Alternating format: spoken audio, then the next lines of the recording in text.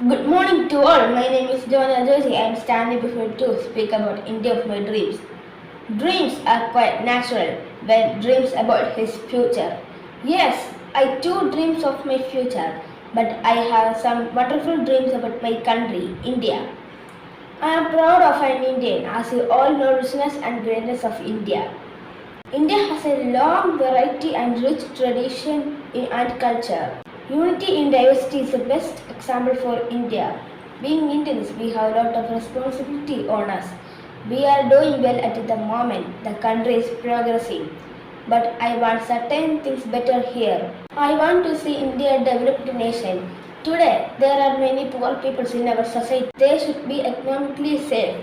Everybody should be happy and satisfied in our country. The India in my dreams is free from all evils. Today our society is suffering from corruption. It is a great evil. Today there is a lot of changes in our society. Some are very poor and some are very rich. This difference should be removed. Dream an India where all are equal. I want to say India performing well at some sports and games. Today's students are tomorrow's citizens. If we decide we can make some good changes, let us try our best to break the chains of poverty and corruption. We must have dream of our country. It should be acceptable for the whole world.